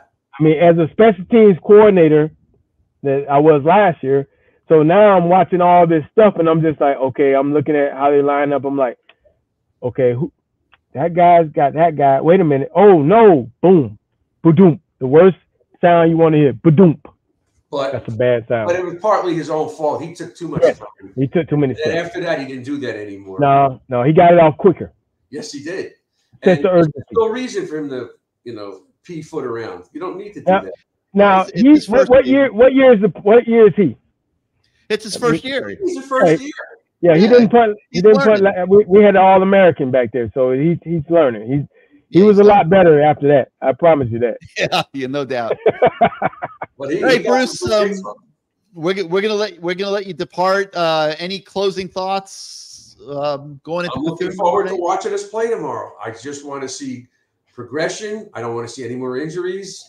I want to see Miami take it seriously and beat them and get it over with, and let the young kids play so we get some experience, and then go from there. I'm not looking into Temple yet. I want to see this game tomorrow. I don't expect I don't think it's going to be a great game. But it's a great game, and Miami plays the way they played on Saturday. That's what I care about. I don't want to see anybody being flat. Every time we play Florida State in the past, we were flat. Let's not do that anymore. Let's just, I like it. Let's choke them out. Stomp on them. I like it. Crush them. As Randall Hill used to say, let's crush them like bugs. All righty, Bruce. All right, you guys. Be well. All right, Bruce. We'll see you next week. All right, LT. I got some good word associations for you tonight. All right, let's get it. I'm feeling a little ornery and whatever. So I'm gonna start with Bobby Petrino. Coach P.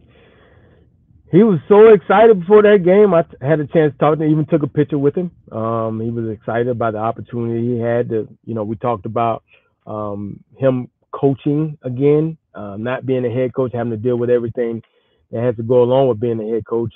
I thought that, and we talked about this earlier, I thought Guidry did a hell of a job against a hell of an offensive coordinator to basically neutralize some of his strengths.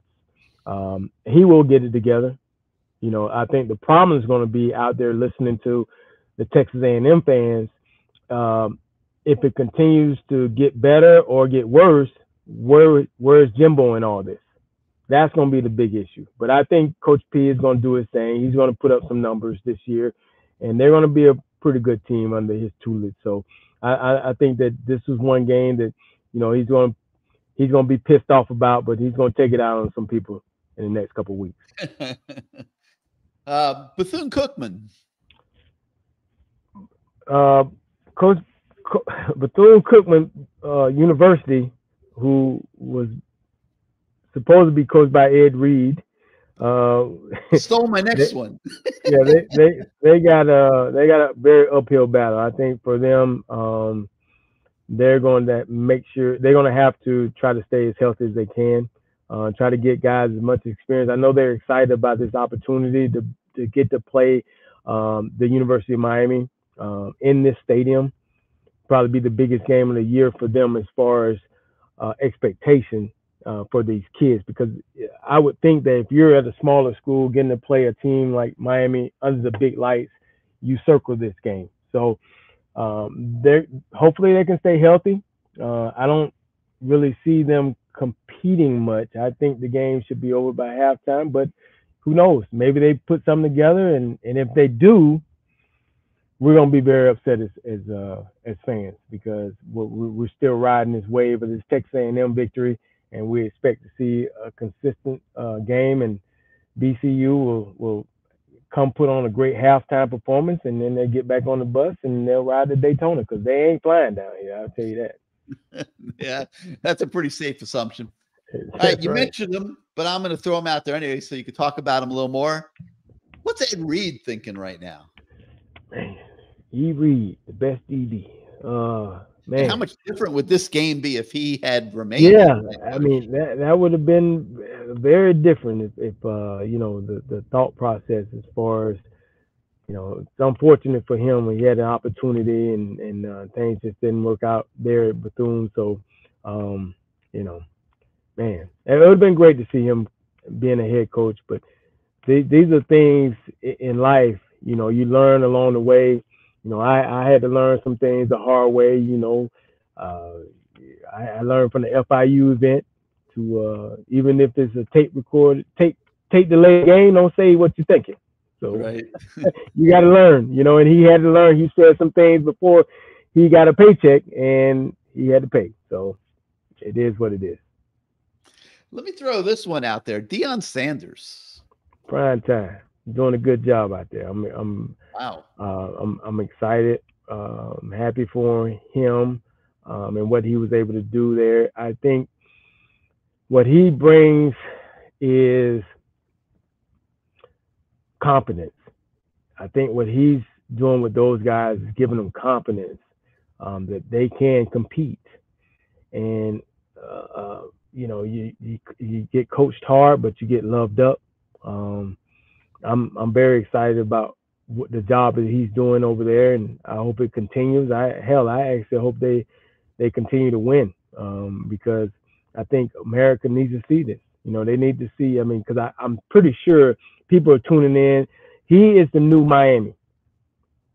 He is the new Miami back in the day. People want to hate you because here it is. You're a brown skinned guy talking with a lot of confidence, and he's not caring about nothing else. It's about music. Yeah, it's about him and his team, and he don't give a damn. And that's the mindset we had. It's about our team and our program. And kudos to him. It kind of reminds me of the old Michigan Wolverine basketball team, the Fab Five, and the Miami Hurricanes. Talking trash. Go ahead. No, I was gonna say I was reading an article. I think I was reading it earlier today, You know, he was talking to his marketing rep about helping. I think it was Florida State recruit, and his marketing rep said to him, "Why would you go help Florida State recruit? Why don't you be a head coach?" And that's how he got into coaching. Wow. From his marketing rep saying, "Don't go help them recruit. You be a head coach." It's an amazing story. And he said, "You know what? You're right." And that's when he did the deal with Jackson State, and the first thing in order was getting his degree from Talladega. I mean, that was the most important thing. And it's just like all of us. I mean, I had to go back and finish mine. Terrell Buckley had to go back. A lot of guys go back and finish. The most important thing is definitely finishing and being able to, you know, I've always said the difference between me getting that degree, having a degree and not having a degree was the jobs that I got after that, it wasn't a favor. You know, favors run out sometimes. But when you have your degree, they can't take that from you, and now you're the best man for the job. Yeah. And that's how it rolls. How about the way he detached himself from Florida State? Well, that was crazy. The last week when he kind of said, "I'm not a Seminole" or whatever. Man, hey, they need Deion. Deion doesn't need them. Think about it. They need him when the guys walk in there and they see a Deion Sanders picture up or statue or Terrell Buckley, he doesn't need them. And that's what I tried to tell some of the Florida State fans. He doesn't need you guys anymore. And, you know, they're like, well, he should be more thankful to us for what? You got what you got out of him. He got what he got out of you. And I'm sorry you didn't get Kamari McLean and the rest of them guys, Travis Hunter. But he had a job to do, too. It's just like if I was at Louisville, I had a job to do. That's why he didn't get Lamar Jackson. Our job is to do what we're supposed to do. And he's doing a damn good job so far. No doubt. I mean, we're seeing that right now with Randy up at Florida State. He's recruiting like a maniac. Like they're going head to head with Randy like crazy this year. Hey man, it is what it is. I mean, we were taught at Miami to win. When Randy was at Miami in the heydays, he's winning. He is doing his job, what he's paid to do. And sometimes you gotta do what you gotta do. Who's paying your checks? Now, let me throw this one at you. Shannon Dawson.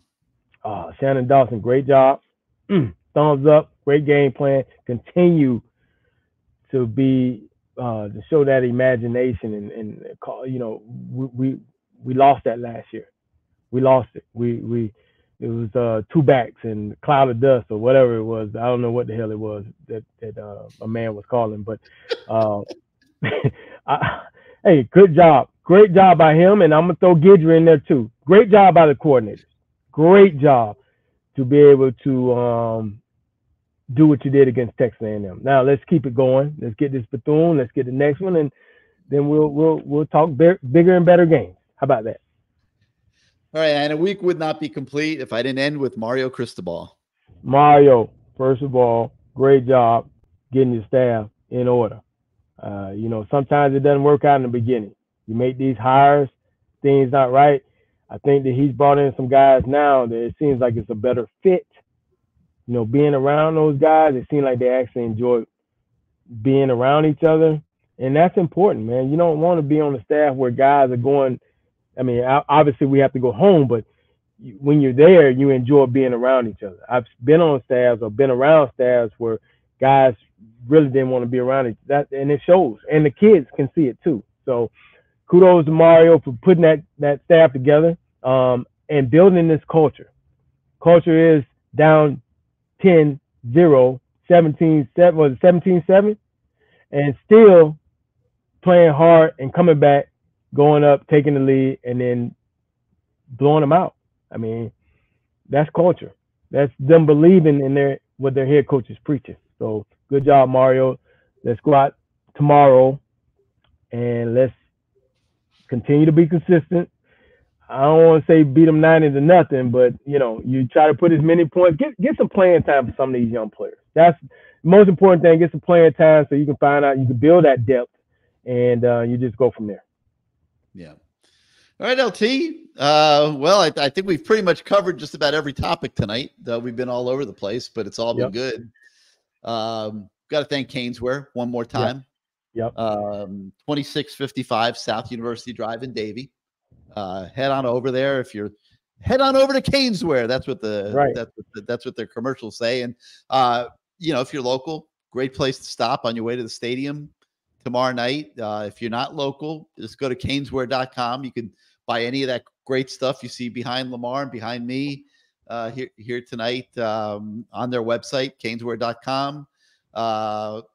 Tomorrow night, we got Bethune-Cookman coming into the Rock, and hopefully everybody stays healthy. The Wildcats. Hopefully everybody stays healthy and we can enjoy the halftime show with peace of mind. Mm-hmm. I don't think you'll see any of the injured guys tomorrow night. You're not going to see Messidor. You're not going to see Cam. Probably won't see Fletcher.